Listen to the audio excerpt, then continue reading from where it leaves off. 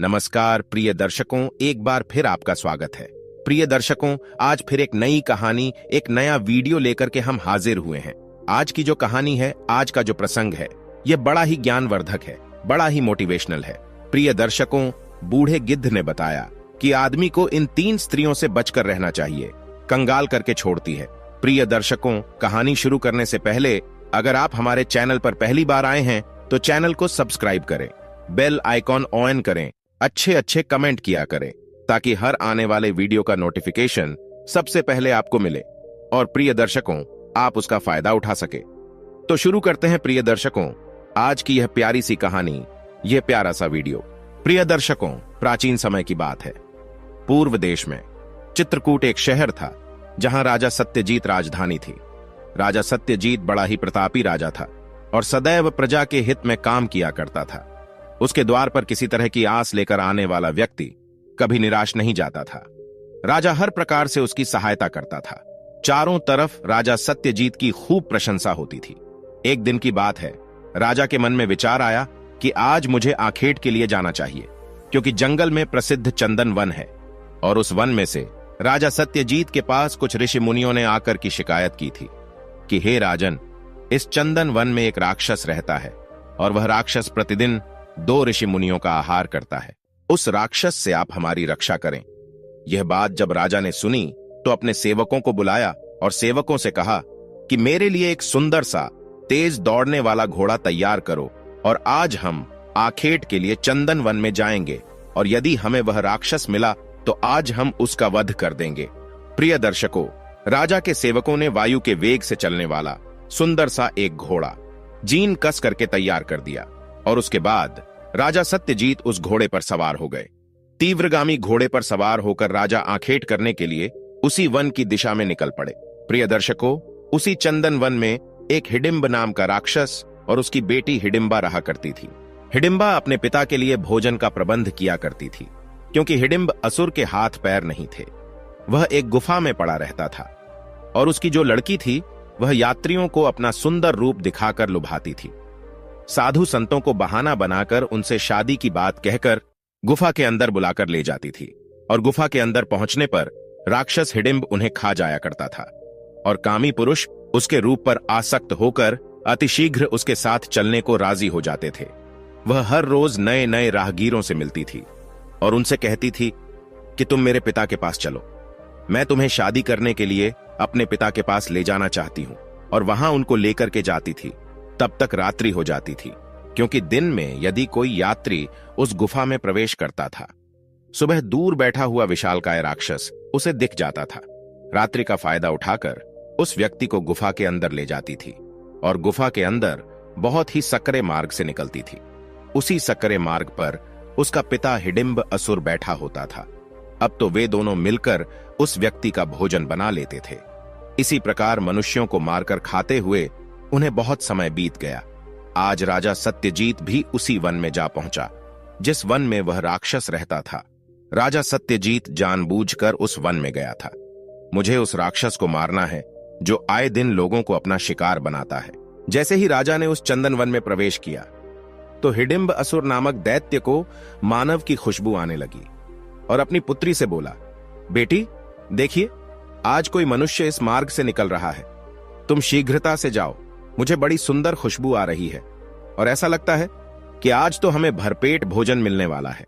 अगर कोई जवान हष्ट पुष्ट व्यक्ति मालूम पड़ता है इस मार्ग से निकलकर जा रहा है, तुम जाओ और उसे अपने रूप के जाल में फंसाकर मेरे पास तक ले आओ। प्रिय दर्शकों, जब उसकी पुत्री ने अपने पिता की बात सुनी तो उसने उसी समय बहुत सुंदर अप्सरा का रूप बनाया। ऐसा लग रहा था कि वह साक्षात ही इंद्र की अप्सरा जमीन पर उतर आई हो। जो भी पुरुष उसे देख लेता था तो वो देखते ही उस पर आसक्त हो जाता था। राक्षसी हिडिंबा परम सुंदरी बनकर 16 श्रृंगार करके मतवाली चाल चलती हुई उसी वन में चली जा रही थी। उधर से राजा सत्यजीत अपने घोड़े पर सवार होकर चला आ रहा था। हिडिंबा ने दूर से ही देख लिया कि उसके पिता का भोजन एक घोड़े पर सवार होकर उसकी तरफ आ रहा है। देखने से लगता है कि कोई किसी देश का राजा है। खैर, जो भी हो आखिर तो इंसान ही है। राजा का मांस तो और भी ज्यादा स्वादिष्ट लगेगा। प्रिय दर्शकों, उसी वन में एक बहुत ही विशाल बरगद का वृक्ष था। उसी बरगद की टहनी में एक गिद्ध और गिद्धनी का जोड़ा रहता था। वे दोनों जानते थे कि इस वन में एक राक्षस है और उसकी एक पुत्री है जो लोगों को अपने रूप से लुभाती है और अपने पिता के पास ले जाती है। आज उन्होंने राजा सत्यजीत को जब उस जंगल में घोड़े से टहलते देखा तो गिद्धनी अपने पति गिद्ध से कहने लगी, हे स्वामी, चित्रकूट का राजा सत्यजीत बड़ा ही धर्मात्मा है और वह आज इस वन में घूम रहा है। जरूर वह दुष्ट राक्षसी राजा सत्यजीत को अपने जाल में फंसाने का प्रयास करेगी। हमें ऐसे राजा की रक्षा करनी चाहिए। प्रिय दर्शकों, वह गिद्ध गिद्धनी उस जंगल में होने वाली सभी गतिविधियों पर नजर रखती थी। वे गिद्ध गिद्धनी लोगों को बचाने का प्रयास तो बहुत करते थे, पर लोग उनकी बातें नहीं मानते थे। इधर क्या होता है प्रिय दर्शकों, वह स्त्री सुंदर सा रूप बनाकर चली आ रही थी। उधर से राजा सत्यजीत घोड़े पर बैठकर चले जा रहे थे। प्रिय दर्शकों, उस दिन उन्हें कोई आखेट तो नहीं मिला, पर सुनसान जंगल के बीच उनकी भेंट उसी दानव पुत्री से हो जाती है। वह आगे मार्ग में खड़ी थी। जब राजा का ध्यान एकदम उस राजकुमारी जैसी सुंदर स्त्री पर गया तो वे उसकी सुंदरता पर मोहित हो गए। कहने लगे कि हे सुंदरी, तुम कौन हो और इस वन में क्या कर रही हो? तुम्हारे साथ तो कोई पुरुष भी नजर नहीं आ रहा है। फिर अकेली सुनसान जंगल में यहां क्यों भटक रही हो? यहां तो तुम्हें कोई मार देगा, तुम्हारे प्राणों को खतरा है। तब वो लड़की कहती है, हे राजा जैसे दिखने वाले सुंदर युवक, आप मेरी चिंता मत करो। मैं तो बचपन से ही इसी जंगल में पली बढ़ी हूं, क्योंकि मैं एक ऋषि की कन्या हूं। मेरे पिता इस वन में रहकर भजन करते हैं। वे गुफा में बैठकर ईश्वर की आराधना करते हैं। मुझे आप ये बताओ कि आप किसी देश के राजा हैं। आपकी वेशभूषा को देखकर तो ऐसा लगता है कि आप कोई राजा हैं। तब राजा ने कहा, हां सुंदरी, मैं चित्रकूट राज्य का राजा हूं। लड़की कहती है, हे राजन, मेरे पिता मेरा विवाह करना चाहते हैं। उन्होंने मुझे आदेश दिया है कि पुत्री तुम स्वयं जाओ और अपने लिए कोई सुंदर सा पति देख कर आओ। अपने पिता की आज्ञा उसमें अपना पति तलाशने आई हूं, लेकिन मैं देख रही हूं कि इस जंगल में सब बूढ़े ऋषि मुनि तपस्या कर रहे हैं और मैं जवान हूं, इसीलिए मैं उनसे विवाह नहीं कर सकती। परंतु हे राजन, मैं आपके रूप और सौंदर्य को देखकर यह जान चुकी हूं कि आप किसी राजा के पुत्र हैं, हर प्रकार से मेरे पति बनने के योग्य हैं। क्या आप मेरा निवेदन स्वीकार करेंगे? प्रिय दर्शकों, दुनिया में ऐसा कौन सा व्यक्ति है जो नारी की चाल से वश में नहीं हुआ है? बड़े बड़े जितेंद्रिय ऋषि मुनि नारी के आगे परवश हो गए।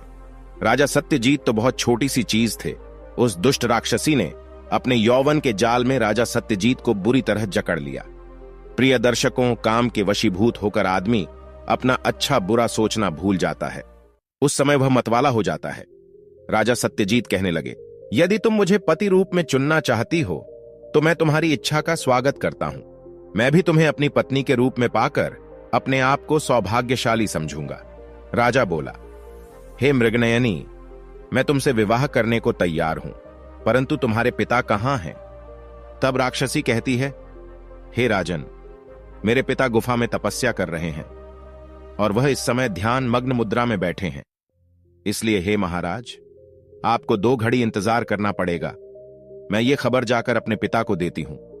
जब वह ध्यान से उठ जाएंगे तब मैं तुम्हें बुलाकर ले जाऊंगी। तुम तब तक 2 घड़ी तक मेरा इंतजार करना। प्रेमवश राजा कहने लगा, हे सुंदरी, तुम्हारे लिए तो मैं 2 घड़ी क्या, पूरी जिंदगी इंतजार कर सकता हूं। मुझे तुम जैसी सुंदर स्त्री मिल जाए तो मेरा रहनिवास और भी अधिक शोभायमान हो उठेगा। राजा सत्यजीत उस राक्षस पुत्री के जाल में पूरी तरह से फंस चुके थे। अब देखिए प्रिय दर्शकों, राक्षसी कहने लगी कि हे राजन, मैं इस मार्ग से जा रही हूं और यहां से कुछ दूरी पर ही मेरे पिता की गुफा है। उसमें मेरे पिता तपस्या कर रहे हैं, तो मेरे पिता की गुफा की तरफ चले आना। मैं तुम्हें निमंत्रण देकर जा रही हूं। और इतना कहकर के वह दुष्ट राक्षसी वहां से चली जाती है। उसे तो पता ही था कि काम के वशीभूत राजा उसकी गुफा के अंदर जरूर आएगा। इधर राजा सत्यजीत के मन में भी उस राक्षसी के लिए प्रेम उमड़ गया। उनके मन में भी उस राक्षसी को पाने के लिए बेचैनी बढ़ने लगी।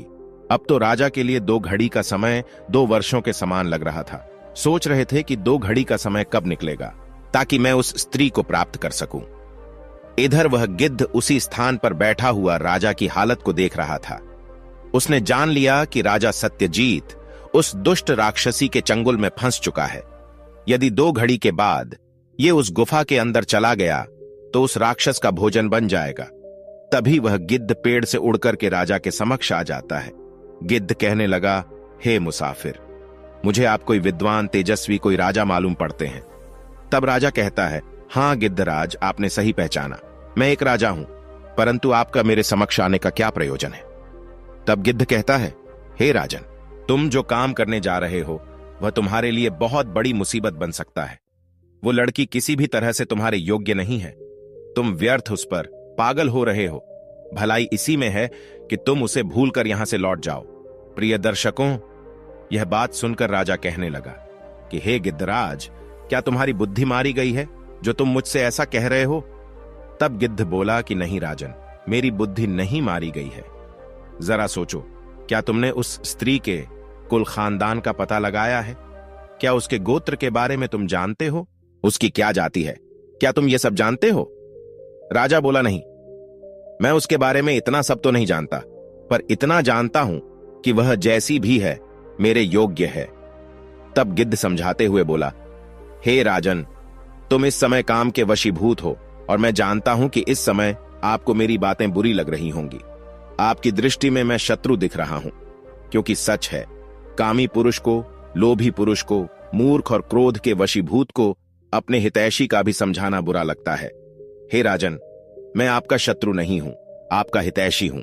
कहते हैं जिस स्त्री के कुल खानदान का कोई पता ना हो तो उस स्त्री के मोहपाश में पड़ना उस पतंगे के समान होता है जो दूर से जलती हुई अग्नि को देखकर उसमें मरने के लिए पहुंच जाता है और उसमें जाकर के अपने प्राणों की आहुति दे देता है। हे राजन, जैसे बहते हुए जल में जल की गहराई का पता नहीं होता, ऐसे जल में कूदकर नहाने वाला व्यक्ति मूर्ख समझा जाता है। उतना ही मूर्ख वो व्यक्ति भी होता है जो नारी के जाल में फंस जाता है। राजा कहने लगे कि आप कहना क्या चाहते हैं, मैं कुछ समझा नहीं। तब गिद्ध कहता है, हे राजन, तुम जिस स्त्री से विवाह करना चाहते हो, क्या वह स्त्री सौदागर की पत्नी के समान सुंदर है? क्या वह उसके समान सुशील है? क्या वह उसके समान चतुर है? राजा बोला, कौन सौदागर? मैंने किसी सौदागर की स्त्री के बारे में नहीं सुना है। आखिर यह सौदागर की पत्नी कौन थी? गिद्ध कहने लगा, राजन, यदि तुम सौदागर की पत्नी के बारे में जानना चाहते हो तो तुम्हें मेरे पास ठहर कर मेरी बातें सुननी होगी। अब तो प्रिय दर्शकों, राजा को उस गिद्ध की बातों को सुनने की इच्छा हुई। कहने लगा, गिद्धराज, मुझे सौदागर की पत्नी के बारे में सुनाई। तब गिद्ध बोला, राजन, मैं आपको वो दास्तान 2 घड़ी के बाद सुनाऊंगा। अभी दिन का समय है और दिन में कहानी सुनाना अच्छा नहीं लगता है। मैं तुम्हें यह कहानी शाम को सुनाऊंगा। प्रिय दर्शकों, इतना कहकर के गिद्ध अपने घोंसले के अंदर चला जाता है। अब तो राजा दुविधा में फंस गया, क्योंकि 2 घड़ी बाद उस राक्षसी ने राजा को उस गुफा में आने का वादा किया था और इधर गिद्ध ने 2 घड़ी के बाद सौदागर की पत्नी की कथा सुनाने का समय दिया था।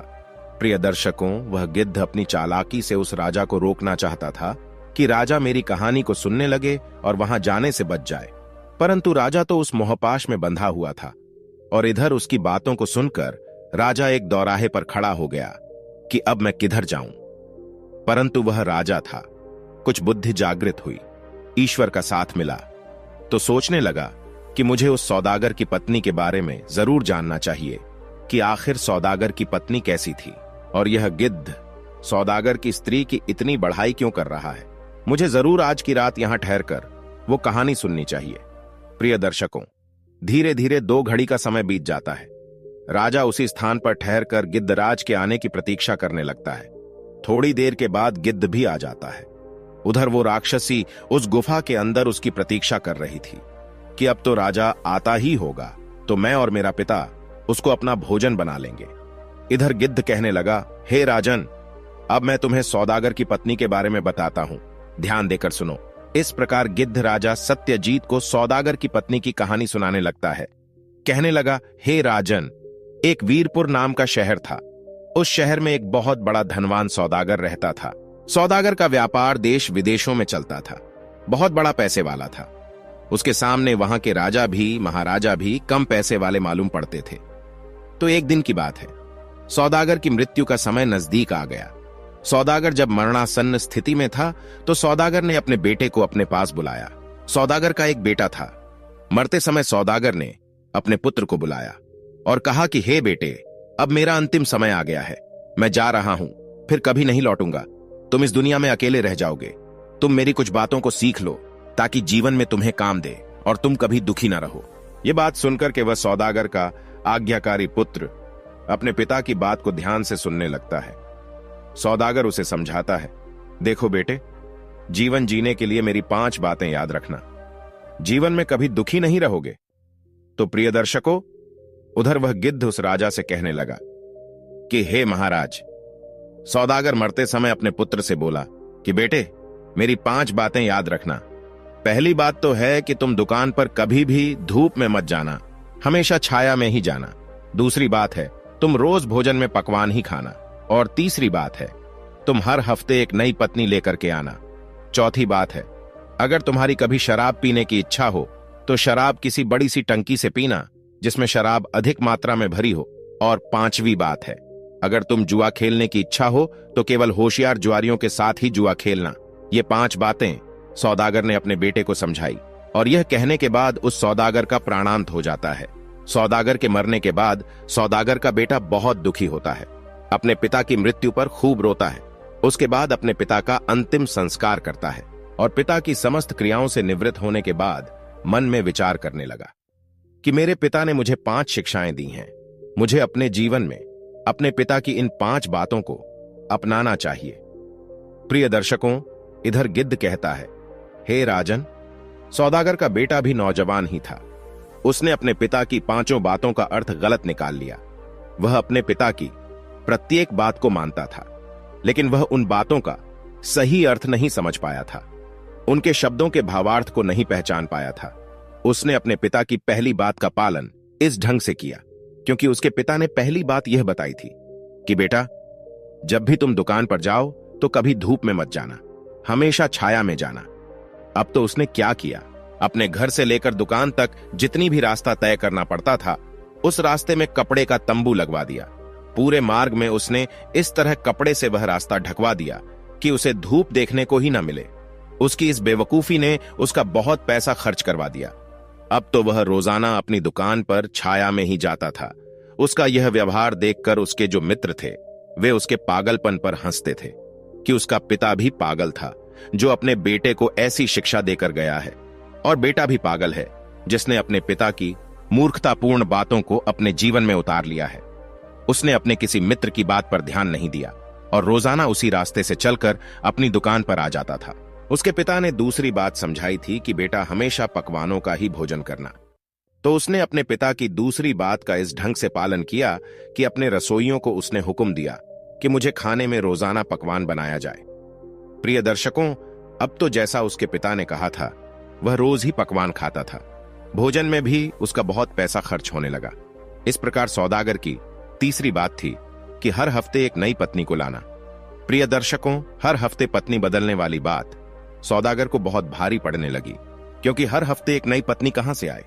एक हफ्ते बाद पत्नी को कैसे बदला जाए, यह सौदागर के सामने बहुत बड़ी जटिल समस्या थी कि पिता की बात का पालन कैसे हो। फिर उसने ठान ली कि जो भी हो, मैं अपने पिता की बात का पालन अवश्य करूंगा। उसने क्या किया, अपनी विवाहिता पत्नी को घर से निकाल दिया और दूसरी पत्नी से विवाह रचा लिया। प्रिय दर्शकों, अब तो एक पत्नी को सिर्फ अपने घर में 1 हफ्ते ही रखता था, उसके बाद उसे घर से निकाल देता था। हर हफ्ते नया विवाह करने से उसकी बहुत बड़ी धनहानि हो रही थी, और जो लड़की उससे विवाह करके आती थी उसकी जिंदगी भी बर्बाद हो जाती थी। धीरे धीरे यह बात सबको पता चल गई कि यह तो केवल 7 दिन तक ही पत्नियों को रखता है, उसके बाद छोड़ देता है। अब तो लोगों ने उसे अपनी बेटियां देने से इनकार कर दिया था। कोई भी उसे अपने बेटी ब्याहने को राजी नहीं होता था। उसने सोचा कि अब क्या किया जाए, पिता की आज्ञा का पालन कैसे हो। पैसे वाला तो वह था ही, अब तो वह हर हफ्ते स्त्रियों को खरीदने लगा। मुंह मांगा धन देकर हर हफ्ते एक नई स्त्री को खरीद लेता था और 7 दिन के बाद उन्हें अपने घर से निकाल देता था। इस प्रकार उसने सैकड़ों स्त्रियों को छोड़ दिया। प्रिय दर्शकों, उनमें से कुछ पत्नी बड़ी सुंदर थी, दयालु थी, साफ सुथरी थी और प्रेम करने लायक थी। उनको निकालने में भी उसको जरा भी बुरा नहीं लगा, क्योंकि अपने पिता की आज्ञा का पालन जो करना था, पत्नी को घर से निकालने के लिए वह कोई ना कोई बहाना ढूंढ लेता था। इस प्रकार उसने अनेक स्त्रियों का जीवन बर्बाद कर दिया। धीरे धीरे सौदागर का जमा धन खत्म होने लगा और इधर जब हर हफ्ते नई पत्नी को लाना मुश्किल हो गया, क्योंकि अब तो न कोई स्त्री उससे विवाह करना चाहती थी, न कोई उसे अपनी बेटी बेचता था। तभी एक बहुत ही बुद्धिमान लड़की थी। उसने जब उस सौदागर के बारे में सुना तो वह उसका असली मतलब समझकर उस सौदागर से शादी करने के लिए राजी हो गई। वह बहुत होशियार थी। इस प्रकार सौदागर से विवाह करके वह उसकी पत्नी बन गई। वह जानती थी कि 7 दिन बाद यह मुझे घर से निकाल देगा, फिर भी उसने जानबूझ करके उसके साथ विवाह किया। प्रिय दर्शकों, इधर वो गिद्ध जंगल में राजा सत्यजीत को कहानी सुना रहा था कि हे राजन, अब ध्यान से सुनो, आगे क्या होता है। राजा सत्यजीत को भी गिद्धराज की कहानी में मन लगने लगा था। राजा बोला, हे गिद्धराज, मुझे और आगे की कहानी सुनाई। तब नाग सुनाता है कि वो सौदागर जब उस पत्नी के साथ अपने घर में रहने लगा, वह स्त्री हमेशा उसकी इच्छा के अनुसार काम करती थी। हर काम को वह उसके कहने से पहले ही करके रख देती थी। उसने कभी सौदागर को शिकायत का अवसर नहीं दिया ताकि वह गुस्सा कर सके और उसे घर से निकाल सके। इसी तरह धीरे धीरे 6 दिन बीत गए। हफ्ते के आखिरी दिन यानी 7वें दिन सौदागर को उसे बाहर निकालना था। सौदागर ने उसे शाम के खाने के लिए मछली का पकवान बनाने को कहा। उसका इरादा था कि वह भोजन में कमी निकालकर असंतुष्ट हो जाएगा और कुछ उल्टा सीधा कहेगा तो दोनों में झगड़ा होने लगेगा और वह अपनी पत्नी को घर से निकाल देगा। प्रिय दर्शकों, इधर उसकी पत्नी ने क्या काम किया? शाम के भोजन के लिए मछली का पकवान तैयार किया। उसकी पत्नी ने बड़ी चालाकी से काम लिया था। बाजार में से 2-4 तरह की मछलियां लेकर आई और शाम को उसने उनको अलग अलग तरीके से पकाया, कुछ मसालेदार, कुछ बिना मसालेदार, कुछ चीनी के साथ, कुछ नमक के साथ। शाम को जब सौदागर घर लौटा तो उसका खाना तैयार था।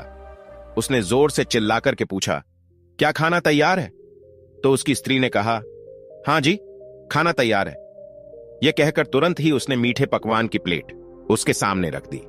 मीठे पकवान को देखकर उसने गुस्से से कहा कि यह क्या, मेरे आगे ये क्या रख दिया?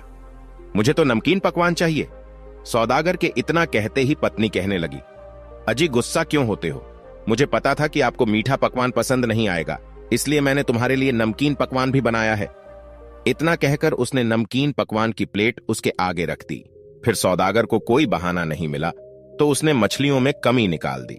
कहने लगा, मुझे यह वाली मछली नहीं चाहिए, मैं तो दूसरे किस्म की मछली खाता हूं। प्रिय दर्शकों, जब उसने इतना सुना तो उसके कहने से पहले ही उसने दूसरी किस्म की मछलियां उसके आगे परोस दी। अपनी प्लेट आगे खिसकाते हुए सौदागर बोला, मेरा मतलब इस किस्म की मछली से नहीं था, इससे अच्छा तो मैं गोबर खाना पसंद करूंगा। तब उसकी पत्नी ने, ये लीजिए। ऐसा कहकर उसकी पत्नी ने गोबर की टोकरी को ढक्कन से ढकी हुई थी उसके सामने लाकर रख दी। सौदागर अपनी सभी चाल चलकर हार गया था। उसके बाद उसने अपनी पत्नी से आगे कुछ नहीं कहा। उसने 2-3 प्लेटों में से कुछ खाना खाया और सोने के लिए चला गया, क्योंकि पत्नी को लड़कर घर से भगा न सका। सुबह होते ही उसकी पत्नी ने कहा, अजी, आज मैं अपने पिता के घर जाऊंगी और तुम्हें भी मेरे साथ चलना पड़ेगा। पिता के घर हम दोनों लोग दिन भर रुकेंगे और शाम को अपने घर लौट आएंगे। यह सुनकर सौदागर बड़ा प्रसन्न होता है। सोचने लगा कि यह इसने अच्छा तरीका बता दिया है, अब मैं इसे इसके पिता के घर पर ही छोड़कर चला आऊंगा। प्रिय दर्शकों, अगली सुबह सौदागर और उसकी पत्नी अपने ससुराल को जाने के लिए तैयार हो गए। सौदागर अपनी पत्नी के मायके जाने के लिए तैयार हो गया। उसकी पत्नी जब अपने गांव में पहुंची तो वह बाहर जाकर उसने अपने माता पिता से कहा कि यह व्यक्ति बेवकूफ है, परंतु मैं इसे मेरे हिसाब से समझा लूंगा। आप ऐसा करें, इनको खाने के लिए कुछ नहीं बनाएं, केवल पूड़ियां बनाएं। पूड़ियों के साथ सब्जी भी नहीं होनी चाहिए। जब यह बात माता पिता ने सुनी तो कहने लगे कि तुम क्या कह रही हो पुत्री? लड़की ने कहा, हां पिताजी, केवल इसे पूड़ियां ही बनाई हैं। प्रिय दर्शकों, अब तो ससुराल में केवल उसके लिए पूरियां सेक कर रख दी गई। कुछ घंटों के बाद वह अपने पति को एक छोटे से कमरे में ले गई और उसको बिठाकर उससे कहा कि आप यहां बैठकर शाम के खाने का इंतजार करें, खाना जल्दी ही तैयार होने वाला है। सौदागर बेचारा बहुत देर तक इंतजार करता रहा। खाने का कोई पता नहीं लगा कि कब आने वाला है। इंतजार करते करते उसकी भूख बहुत तेज हो चली थी। तभी उसने अपनी पत्नी को बुलाया और उससे कुछ खाने के लिए मांगा तो पत्नी कहने लगी, मैं अभी लेकर आती हूं। कहने लगी, असल में हम लोग कुछ और मेहमानों का इंतजार कर रहे हैं। जब वो आ जाते तो साथ साथ बैठकर ही भोजन करते।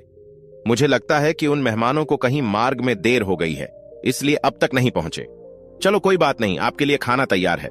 सौदागर कहने लगा, पर मुझे तो बहुत भूख लग रही है, मैं और उनका इंतजार नहीं कर सकता। मुझे तुरंत खाने के लिए कुछ लाओ। मुझे तुम्हारे मेहमानों के साथ खाने में कोई रुचि नहीं है। पत्नी बोली, ठीक है, पर अभी तक केवल पूरी ही बनी है, खाने के लिए कुछ और है नहीं। अगर आप खाना पसंद करें तो मैं अभी तुम्हारे लिए पुरिया ले आती हूं। सौदागर कहने लगा, लाओ, तब तक केवल पुरिया ही ले आओ। प्रिय दर्शकों, पत्नी ने लाकर उसे पुरिया दे दी। सौदागर को इतनी तेज भूख लगी थी कि वह बिना सब्जी के ही पुरिया खाने लगा। भूख में उसे पूरियों में इतना स्वाद आ रहा था कि इतना तो कभी पकवानों में भी नहीं आया, और वह रोजाना पकवान खा खाकर ऊब चुका था। कहने लगा, आज तो इन पूरियों में पकवान से भी अधिक स्वाद आ रहा है। मौका देखकर के पत्नी बोली, तब आप घर में रोज पकवान क्यों खाते हो? तब सौदागर बताता है कि मैं अपने पिता के वचन का पालन करता हूं। मरते समय मेरे पिता ने मुझे ऐसा करने के लिए कहा था। पत्नी समझ गई। पत्नी बोली, आपने उनके कहे का मतलब गलत समझा है। सौदागर कहने लगा, नहीं, मैंने उनका कोई मतलब गलत नहीं निकाला है। उन्होंने मुझे 5 सलाह दी थी। फिर उसने, उसके पिता ने जो कुछ भी उसको बताया था, वे 5 बातें सौदागर ने अपनी पत्नी को सुनाई थी। पत्नी बोली, तो इसीलिए आपने अपने घर से अपनी दुकान का जो रास्ता है वह ढक रखा है, इसीलिए तुमने हर रोज पकवान खाया है, इसीलिए तुम हर हफ्ते एक नई पत्नी बदलते हो। पत्नी बोली, तुम अपने पिता की बातों का सही अर्थ नहीं समझ पाए। इस तरह से जीने का रास्ता तो आपको बर्बाद कर देगा, आपकी जिंदगी को बर्बाद कर देगा, और शहर में कोई भी आपकी इज्जत नहीं करेगा, कोई भी स्त्री आपसे विवाह नहीं करेगी। यह बात सुनकर के सौदागर कहने लगा कि यह तुम क्या कह रही हो? पत्नी बोली, हां, मैं सच कह रही हूं। प्रिय दर्शकों, इधर गिद्ध राजा को समझाता है कि वह सौदागर की परम चतुर पत्नी कहने लगी कि हे सौदागर, मेरी बातें ध्यान से सुनो। जब आपके पिता ने आपको सलाह दी थी कि आप घर से अपनी दुकान पर जब भी जाएं तो छाया छाया में ही जाएं, उनकी बात का मतलब यह नहीं था कि आप उस दुकान का मार्ग कपड़े से ढकवा दें। उनका मतलब यह था कि यदि आप और अमीर और पैसे वाले बनना चाहते हैं तो सूरज निकलने से पहले दुकान पर जाएं और सूरज डूबने के बाद वापस अपने घर आया करें। जब दुकान जल्दी खुलेगी और शाम को देरी से बंद होगी तो बहुत अच्छा मुनाफा होगा। तुमने तो लाखों रुपए तंबू लगवाने में खर्च कर दिए, और तुम्हारे पिता ने दूसरी बात तुमसे यह कही थी कि रोजाना पकवान का भोजन करना। तो इसका मतलब यह नहीं था कि आप रोजाना पकवान खाएं, पर उनका मतलब यह था कि खाना किफायत से खाएं और उतना ही खाएं जितने से आपकी भूख मिट जाए। हर समय खाते रहने से पेट खराब हो जाता है। भूख लगने पर ही भोजन करने से भोजन कभी नुकसान नहीं देता है, और भूख में भोजन और भी अधिक स्वादिष्ट हो जाता है। आप तो रोजाना पकवान खा खाकर बीमार होने लगे हो। आपने इस बात का अर्थ भी गलत लगाया है। तुम्हारे पिता ने तीसरी बात तुमसे यह कही थी कि हर हफ्ते एक नई पत्नी से शादी करना। इसका मतलब यह नहीं है कि तुम हर हफ्ते एक नई लड़की का जीवन बर्बाद करो और अपनी पहले वाली पत्नी को छोड़ दो। तुम्हारे पिता का मतलब यह था कि हर समय पत्नी के पास मत पड़े रहना, हफ्ते में एक बार जाना। हर समय पास रहने से प्रेम घटता है और व्यर्थ की वाद विवाद बढ़ते हैं। हफ्ते बाद अपनी पत्नी के पास जाने से अपनी पत्नी ऐसी लगती है जैसे आज ही उससे शादी हुई है, और जब आप एक हफ्ते बाद उससे मिलोगे तो वह भी आपको खूब सम्मान देगी। जब आप उसी के पास में हर समय पड़े रहोगे तो उसकी तरफ से आपका मान सम्मान भी घट जाएगा। देखिए प्रिय दर्शकों, सौदागर ने जब अपनी पत्नी की बातें सुनी तो उसे अपने पिता की बातों का मतलब अच्छी तरह समझ में आ गया था। वह अपनी पत्नी से कहने लगा, हे परम सुंदरी, आज तुमने मेरी आंखें खोल दी, वरना मैं तो अपना सारा धन भी बर्बाद कर देता और न जाने कितनी लड़कियों का जीवन खराब कर देता। मुझे इस बात का बड़ा अफसोस है कि मैंने अब तक जो किया है वह बहुत गलत किया है। हे प्रिय, वास्तव में तुम बहुत होशियार हो। तुमने मुझे जीवन जीने के मार्ग पर ला दिया है और यह बता दिया है कि जीवन कैसे जिया जाता है। हे प्रिय, अब तुम उनकी उन 2 बातों का भी मतलब मुझे समझा दो। उन्होंने मुझसे कहा था कि जब शराब पीने की इच्छा हो तो टंकी से शराब पीना जिसमें अधिक शराब हो, और दूसरी बात उन्होंने ये कही थी कि जब भी जुआ खेलने की इच्छा हो तो बड़े जुआरियों के साथ जुआ खेलना। इन 2 बातों का क्या मतलब है? तब सौदागर की पत्नी बोली, हे स्वामी, अब मैं तुम्हें दोनों बातों का मतलब रास्ते में चलकर समझा दूंगी। पहले मेरे पिता से घर चलने की आज्ञा ले लो। प्रिय दर्शकों, इधर गिद्ध बोला, हे राजा साहब। इस प्रकार वह सौदागर अपनी पत्नी के साथ अपने घर को चल देता है। रास्ते में एक जुआघर पड़ता था। सौदागर की पत्नी सौदागर को लेकर जुआघर में गई। वहां पहुंचकर उसने हर मेज पर होती हुई चालाकियां, छल प्रपंच को समझाया और उन लोगों से मिलाया जो बहुत बड़े नामी जुआरी थे, जिन्होंने अपना सब कुछ जुए में हार कर अब सड़क पर आ चुके थे। सौदागर की पत्नी बोली, आपके पिता का यही मतलब था कि आपकी जब भी जुआ खेलने की इच्छा हो तो आप इन बड़े जुआरियों को देख लेना, इनके पास बैठना, इनसे पूछना कि आप बर्बाद कैसे हुए, आज उनकी हालत इतनी बद से बदतर कैसे हो गई। आपके पिता यही चाहते थे कि आप यह सब देखें, फिर ऐसी हालत में न पड़े। यही तो कहा था आपके पिता ने कि जब जुआ खेलने की इच्छा हो तो होशियार जुआरियों के साथ खेलें। इसका मतलब है कि उन्हें देखें, उनको समझें कि आखिरकार उनकी जिंदगी कितनी खराब है। तुमने उसका गलत अर्थ निकाल दिया। प्रिय दर्शकों, सौदागर की समझ में अपने पिता की चौथी बात भी आ चुकी थी। उसके बाद सौदागर की पत्नी अपने पति को लेकर के शराब खाने में पहुंची। वहां शराब बनाने का एक बहुत बड़ा टैंकर रखा हुआ था। पत्नी ने शराब की बनी उस टंकी की तरफ इशारा करते हुए कहा कि उसको चलकर देखिए, वहां से जी भरकर शराब पीजिए। प्रिय दर्शकों, सौदागर फौरन उस शराब की टंकी के पास पहुंच गया। उस टंकी से बहुत बड़ी, बहुत बुरी दुर्गंध आ रही थी। वहां पर खड़े होकर शराब पीना तो दूर, वहां ठहरना भी दूभर हो रहा था, और उसके जो बनाने का तरीका था वह बड़ा ही गंदा था। उसको देख करके सौदागर नीचे उतर आया। कहने लगा कि मैं यह शराब नहीं पी सकता। उसकी पत्नी बोली कि तुम्हारे पिताजी का यही मतलब था, यही तुम्हारे पिताजी कहना चाहते थे, इसीलिए उन्होंने आपसे टंकी से शराब पीने के लिए कहा था, ताकि तुम समझ जाओ और जीवन में शराब का सेवन न करो। प्रिय दर्शकों, अपनी पत्नी के मुख से अपने पिता की पांचों बातों का मतलब समझने के बाद सौदागर अपनी पत्नी से क्षमा मांगने लगा और कहने लगा कि हे जीवन संगिनी, तुमने मेरे जीवन में आकर मेरा जीवन धन्य कर दिया है, मुझे सही रास्तों का ज्ञान करा दिया है, वरना तो अब तक मैं बर्बाद हो जाता। मैं न जाने कितने धन की बर्बादी कर चुका हूं, कितनी स्त्रियों को अपने घर से भगा चुका हूं। तुम्हारे जैसी स्त्री जिस घर में होगी उस घर का कभी बुरा नहीं हो सकता। इस प्रकार सौदागर अपनी पत्नी के साथ हंसी खुशी से रहने लगता है। इधर वह गिद्ध राजा सत्यजीत को समझा रहा था कि हे राजन, यदि तुमको ऐसी पत्नी मिल जाए जो तुम्हारी प्रत्येक बात का अर्थ समझा सके, तब तुम विवाह कर लेना। अगर तुम किसी स्त्री के रूप के यौवन के जाल में फंस गए तो समझ लेना तुम बहुत बड़ी मुसीबत में फंस सकते हो, क्योंकि जो स्त्री गुणों और विचारों से सुंदर होती है वही स्त्री सबसे अधिक सुंदर होती है। रूप का मायाजाल तो मनुष्य को मुसीबत में डाल देता है। जो स्त्री बहुत अधिक सुंदर हो उनसे बचकर रहना चाहिए। कई बार ऐसी स्त्रियों के जाल में फंसने के बाद मनुष्य जीवन भर रोता है। जो स्त्रियां दुष्ट चरित्र वाली हों, बिकाऊ हों, अपना स्वार्थ सिद्ध करने के लिए किसी भी हद तक जा सकती हो, ऐसी स्त्रियों से सदैव दूर रहना चाहिए। वो सिर्फ एक छलावा होती है। प्रेम नाम का उनके अंदर लेश मात्र भी अंश नहीं होता है। उनकी नजर सिर्फ आपके धन पर होती है। धन लूटने के बाद वे इस तरह मनुष्य को निकालकर फेंक देती हैं जैसे दूध से मक्खी निकालकर फेंक दी जाती है। जो स्त्री क्रोधमुखी हो उस स्त्री से सदैव दूर रहना चाहिए। क्रोधमुखी स्त्रियां सदैव अपने पति को अपनी कटु वाणी से चोट पहुंचाती रहती है। दुष्टा भार्या शठम मित्रम भृत्यश्चोत्तरदायक ससर्पे गृहे वासो मृत्युरेव न संशय। जिस घर में दुष्ट स्त्री होती है मूर्ख मित्र होता है, जवाब देने वाला नौकर होता है और घर के अंदर सांप रहता है, तो उसमें मृत्यु कभी भी आ सकती है। प्रिय दर्शकों, इस प्रकार गिद्ध ने राजा सत्यजीत को कहानी सुनाई और इधर तब तक प्रातः काल हो जाता है। गिद्ध यही तो चाहता था कि राजा का जो समय है वह यही बीत जाए और वह राक्षसी के पास जाने से बच जाए।